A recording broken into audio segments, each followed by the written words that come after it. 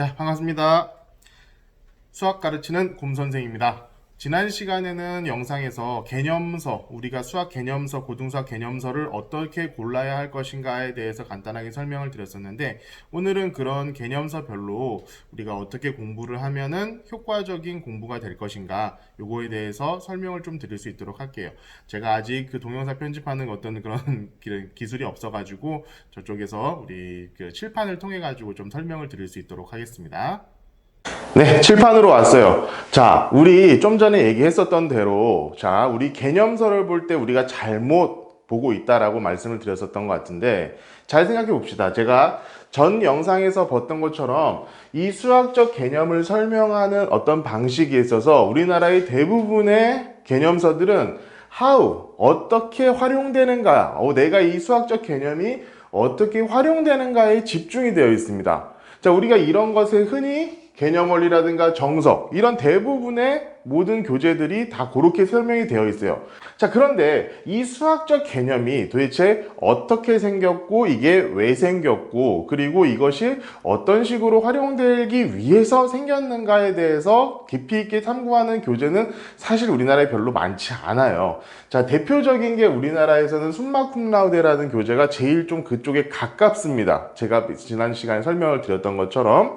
그리고 요것과 요것의 조금 가운데쯤 있다고 생각되는 교재가 사실 맞불 교과서예요. 그러니까 보는 방식 자체가 굉장히 달라져야 돼요. 어떤 식으로 돼야 되냐? 이 위쪽에 있는 거, 개념 원리라든가 정석 등의 대부분의 교재들처럼 어떤 문제나 예제들을 통해 가지고 개념을 어떻게 활용하는 거다라고 생각되는 그런 교재들은 어떤 개념 설명들보다는 예제를 중심으로 여러분들이 보셔야 됩니다. 그런 것들을 지금 정석이라든가 다른 교재들을 통해 가지고 간단하게 설명을 좀 드릴게요.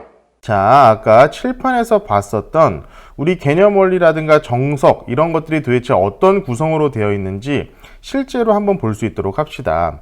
자, 이게 개념 원리라는 교재예요. 일단은 모두 좀 비교를 정확하게 하기 위해서 1단원에 고등학교 수학상 1단원에 항등식과 나머지 정리, 요 단원의 첫 번째 장을 가지고 왔고, 앞에 곱셈 정리, 곱셈 공식이나 인수분해 이런 것들은 워낙 설명할 것들이 별로 없는 부분이기 때문에 이거 다음 단원인 항등식과 나머지 정리 단원으로 갖고 왔습니다. 자, 한번 볼게요. 이게 개념 원리인데, 자, 봅시다. 지금 현재 이렇게 쭉 나와 있는 게 뭐냐면은 개념들이에요. 자, 개념들이 쭉 잘 나와 있어요. 그리고 나서 그냥 바로 다음 장 봅시다. 이렇게 개념도 미정계수법까지 정확하게 다 나와 있네요. 근데 여기 사실 보면은 진짜 개념은 여기 하나밖에 없다고 보시면 돼요. 요거 개념이고 바로 그 다음 얘예요, 얘. 그리고 표현 이렇게 한다? 그렇다. 항등식의 정리 그냥 요거다. 그냥 거의 공식이나 다름없는 부분들이기 때문에 실제로 이것들이 왜 이렇다 저렇다라는 것에 대한 설명이 조금 자세하진 않은 편입니다. 물론 이런 데 조금씩 되어 있기는 하지만 그래도 이것을 처음 보는 학생들이 바로 이해할 수 있을 것이다. 저는 그렇게까지 생각하기는 좀 어려울 것 같아요. 물론 이렇게까지 뵌 다음에 바로 문제. 문제. 그냥 문제 푸는 거야, 문제. 그 다음에 자, 선생님이 얘기했던 예제가 바로 여기입니다, 여기. 앞에 있는 것보다들도 사실 여기 있는 설명과 풀이들을 정말 꼼꼼하게 읽어볼 필요가 있어요. 여러분들이 이 문제를 풀기야 하겠지만, 풀이를 한 다음에 실제로 이 교재에서 설명하고 있는 풀이와 나의 풀이가 어땠는가 비교를 해봐야 됩니다. 그래가지고 정확하게 다시 한번 알아볼 수 있도록 하고, 이후에 이제 확인 체크 여기 문제들을 통해 가지고 이거 개념을 이런 유형의 문제를 내가 정확하게 이해를 했구나라는 것을 알고 넘어가면 돼요. 자, 필수 예제도 한번 보면은 2번, 3번, 세 번째 유형 정도까지 나와 있고, 그 다음에 바로 다음 게 나왔네요. 자, 이런 식으로 구성이 되어 있다라는 거예요.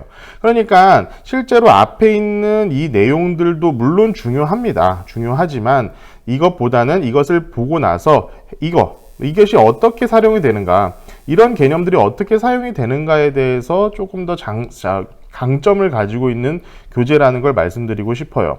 자, 요 비슷한 교재로 정석이 있죠. 정석도 똑같은 것을 갖고 왔어요. 자, 일단 항상 얘기하지만 저는 정석의 이 디자인이 참 너무 오래됐다라는 생각을 듭니다. 제가 이제 98학번인데 제가 봤을 때하고 전혀 달라진 게 없어요. 그리고 넌 정말 놀라운 것은 요 기호를 옛날 수학 선생님들은 정말 단원을 쓸 때 다 욕을 썼었어요. 이게 다 정석에서 왔었다는 것을 좀 알 수 있다는 부분이죠. 자, 이것도 봅시다. 항등식의 성질 조금 설명이 자세하게 되어 있는 개념 원리보다는 조금 자세하게는 되어 있지만 그렇다고 해도 크게 엄청나게 자세하다라고 보기는 좀 어렵고 그냥 그렇다. 바로 또 보기 문제 나오죠. 그런 다음에 이것도 공식, 이거 아까 봤었던 거랑 똑같은 공식이에요. 이거랑 똑같은 공식이 여기에 바로 또 나와 있습니다. 기본 정석이라고 해가지고 나와 있네요. 다음, 그 다음에 이제는 미정계수의 결정. 여기서도 미정계수의 결정이 다음 장에 있었죠. 미정계수의 결정 쭉 나오고 이렇게 하는 거야. 보기 이렇게 하는 거야. 나왔고 바로 기본 문제. 자, 아까 개념 원리에서 우리가 흔히 얘기했었던 예제가 여기에서는 기본 문제입니다. 예제라고 보시면 돼요. 그러면은 여기도 마찬가지. 자, 여기에서 이 문제를 풀 때 우리가 쓸 수 있는 여러 가지 기법들이 이런 것들이 있구나라는 것이 설명이 자세하게 나와 있고 답안도 굉장히 자세하게 나와 있는 편입니다. 그 다음에 여기는 유제. 이 유제를 통해 가지고 연습을 해보는 거죠. 아까도 마찬가지지만 이런 유형이 있고 이런 유형에 대한 연습을 여기서 할 수 있도록 구성이 되어 있는 거예요. 대부분의 개념서들이 이렇게 유형을 정해놓고 그 유형에 대해서 이렇게 연습을 할 수 있도록 구성이 되어 있다라는 거 이제 여러 번 얘기를 했고, 개념 원리라든가 정석이라든가 거의 비슷한 방식을 취하고는 있습니다. 다만 정석이 조금 더 문제의 난이도가 어렵고 현재 교육 과정을 벗어난 그런 내용들도 좀 많이 담고 있다라는 점을 알고 계셨으면 좋겠어요. 자, 보셨죠? 이렇게 개념 원리라든가 정석 같은 이런 how to 중심의 실용적인 부분의 중심이 되는 책들은 우리가 개념도 물론 간단하게 봐야겠지만 그것들이 이렇게 많이 장황하게 볼 만한 내용들이 그렇게 많지 않아요. 보통 공식이나 증명 요 정도로 끝나기 때문에 그런 것들이 어떻게 활용되는지, 문제에서는 어떤 식으로 적용이 되는지 이런 것들을 알기에는 굉장히 좋은 교재입니다. 그래서 제가 위에다가 실용적인 교재다. 그리고 내신 대비. 자, 내신은 시간 싸움이잖아. 시간 싸움이기 때문에 그 시간을 얼마나 절약해서 문제를 금방 풀 수 있느냐가 중요하기 때문에 자, 이런 유형 나왔을 때 이렇게, 이런 유형 나왔을 때 이렇게 되는 것들이 중요해요. 그렇기 때문에 조금은 예제 중심으로 문제를 풀어야 한다. 이렇게 말씀드릴 수 있고, 자, 그 반대쪽에 있는 why, 그 개념에 대한 왜 이런 개념이 생겼는가에 대해서 우리가 고민을 할 수 있는 그런 교재라고 한다면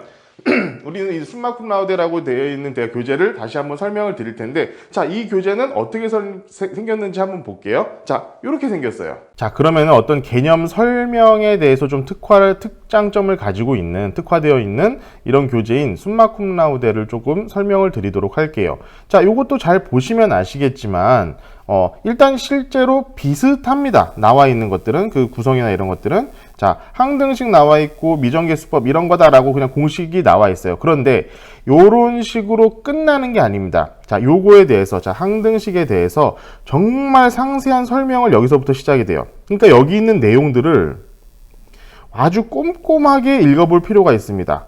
꼼꼼하게 읽으면은 이게 왜 항등식이라고 부르는 건지, 이 항등식을 접할 때 우리는 어떠한 시각을 가져야 되는지에 대해서 굉장히 상세하게 나와 있어요.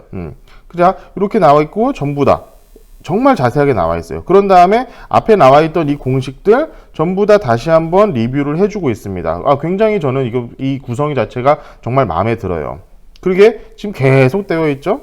그 다음에 최종적으로 마지막으로 이건 예제나 이런 것들과는 조금 차이가 있지만 간단하게 기본 문제 정도로 해가지고 요런 것들도 우리가 문제로 풀 수 있어 하고 한번 실제로 우리가 이제까지 배웠던 거, 앞에 배웠던 거를 한번 간단하게 테스트를 해볼 수 있는 그런 문제가 구성이 되어 있어요.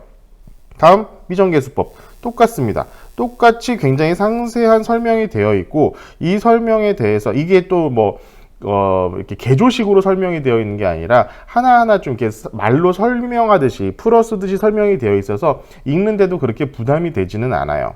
그 다음에 여기 보십시오. 미정계수의 합. 가장 대표적인 어떤 이 단원에서의 대표 문항 같은 경우들은 아예 이렇게 따로 이렇게 있지 않음에도 실제로 마지막 어떤 렉처에서는 실제로 하나의 그냥 그 번호를 부여를 해가지고 설명을 해주고 있습니다. 요렇게 풀면은 이런 문제는 이렇게 풀 수 있어. 자, 요거 되게 자주 나오는 문제죠. 예.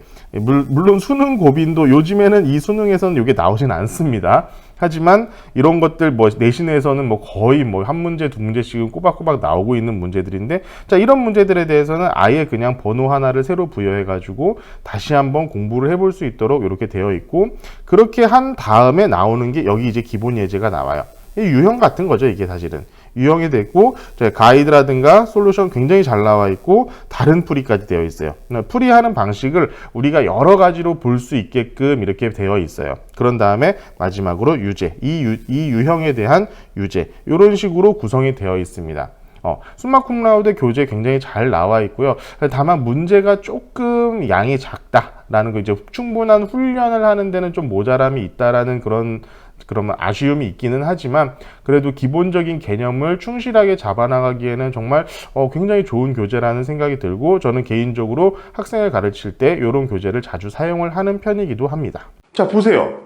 자, 설명이 굉장히 상세하게 잘 나와 있죠. 문제라든가 이런 것들보다는 설명이에요. 물론 여기도 문제가 없진 않아요. 어떤 유형에 따라서는 이렇게 풀어야 된다라는 게 분명히 다 있어요. 있긴 있지만 그것보다는 상세하게 이런 것들이 왜 개념이 등장을 했고, 이런 개념들은 이렇게 활용된다. 이제 나아가서는 우리가 이제 다음 단계, 고등학교를 넘어서는 단계에서는 이런 식으로 활용이 된다라는 것까지도 상세하게 잘 나와 있는 걸 여러분들이 볼 수 있습니다.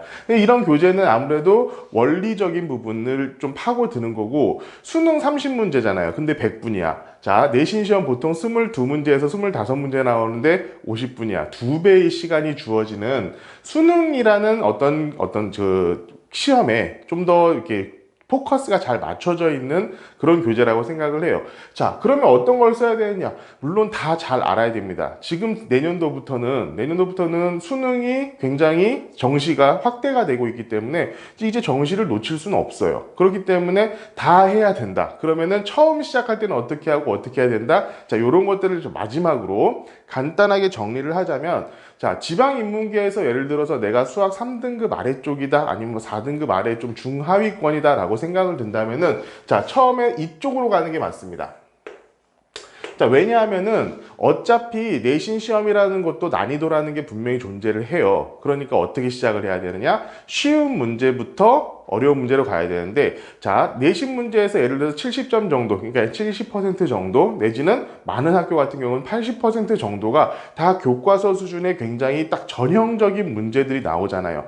그러니까 이런 것들로 해가지고 시간을 절약하는 방식으로 수업을 준비를 해야 됩니다. 2등급 이상, 1등급 되는 학생들은 어떤 식으로 공부를 해야 되느냐? 자, 이쪽으로 가야 돼요. 왜냐하면은, 자, 마지막에 두세 문제 어려운 문제를 맞춰야 돼, 내신에서도. 그러면은 그 문제들은 어디서 출제되는 경향이 많으냐? 이미 기출되었던 모의고사 문제들이라든가, 아니면은 시중에 나와 있는 교재 중에서 굉장히 좀 고난이도의 문제를 제출하는 블랙라벨이라든가 일품이라든가 이런 교재들에서 출제하는 경향이 되게 많이 있는데, 그런 문제를 풀려면은 결국 원리적인 이해가 없이는 절대 풀 수가 없다라는 얘기예요. 이게 정말 중요한 포인트입니다. 그러니까 내가 좀 상위권이고 하다라고 하면은, 자, 그런 학생들 같은 경우는 이쪽으로 가야 됩니다. 이쪽으로 가야 되는데, 그럼 마플 교과서는 좀 이 중간에서 애매한 것이 아니냐? 그렇지 않아요. 얘는 설명도 굉장히 자세하게 되어 있으면서 이런 어떤 예제들의 그 유형 부분도 굉장히 꼼꼼하게 되어 있습니다. 그러니까 좀 지루하고 양이 많아. 처음 하기 굉장히 좀 버거운 양이 될 수도 있지만 어쨌든 굉장히 좋은 선택지가 될 수 있어요. 대신 이거 같은 경우들은 좀 내가 좀 지구력이 있고 좀 끈기가 있다라고 하는 학생들이 좀 봤으면 좋겠어요. 이게 왜냐하면은 일단 어마무시합니다. 그 양 자체가. 그런데 이걸 내가 다 보겠다 막 이렇게 생각을 하고 달려들면은 처음부터 그냥 지레 지칠 경우가 있으니까 이런 부분들은 좀 주의를 해가면서 어떤 공부를 했으면 좋겠고, 자, 일단 내가 지방인문계에서 중하위권이다. 자, 요런 교재로 보는데 개념원리 정석 이렇게 써 있지만 선생님이 지난 시간에 얘기해줬던 교재가 있어요. 풍산자. 자, 개념 원리가 좋은 책입니다. 좋은 책입니다만 좀 애매해요. 애매해. 잘하는 학생들한테는 조금 모자라고 못하는 학생들한테는 좀 과하고 이런 쪽이 있기 때문에 차라리 내가 조금 약하다 싶으면 풍산자라는 교재를 이용해 가지고 여러분들이 문제풀이라든가 개념을 익히고 문제 유형을 익히는 게 좋을 것 같고, 내가 3등급 이상의 이제 고득점을 노리는 그런 학생이다 라고 생각한다면은 이 밑으로 내려와 가지고 이런 것들의 개념을 보는 게 좋을 것 같습니다. 자, 지금 말씀드리는 것은 기본적으로 항상 얘기하지만 독학하는 학생들을 위한 것이고, 학원을 다닌다거나 뭐 과외를 받는다거나 하는 학생들은 그 선생님에 맞춰가지고 그 선생님이 또 이렇게 맞춰가지고 뭐 교재를 만든다거나 이런 식으로 수업을 할 거예요. 뭐 저희 학원 같은 경우는 마찬가지로 대부분 교재를 거의 제작을 합니다. 이쪽으로 제작을 좀 많이 하는 편이에요. 왜냐하면 너무 잘 나와 있어 이것들은. 그렇기 때문에 어떤 그 개념적인 부분들을 잘 설명해 주려고 하는 교재를 뭐 보통 자체 제작을 하죠. 그런 곳에서는 또 그런 것들을 보면서 배우게 될 것이고, 자, 오늘 이렇게 설명을 드린 것들은 일단 기본적으로 독학을 하는 학생들을 기준으로 설명을 드린 겁니다. 독학을 하는 학생들 같은 경우는 자, 중하위권과 뭐 상위권 학생으로 구분해 가지고 교재를 이렇게 선정해 가지고 이렇게 공부를 하면 좋을 것 같다라는 것을 설명을 드렸던 거고, 이제 이런 식으로 꾸준히 공부를 놓지 않고 꾸준히 열심히 공부를 한다면은 아마 분명히 좋은 결과가 있을 거라고 저는 생각을 해요. 지금 뭐 오늘 일단 개념서를 어떻게 볼 것인가에 대해서 간단하게 좀 설명을 드렸고, 앞으로 다른 여러 가지 컨텐츠를 통해 가지고 여러분들에게 수학 공부하는 방식 같은 것들을 설명을 드릴 수 있도록 하겠습니다. 감사합니다.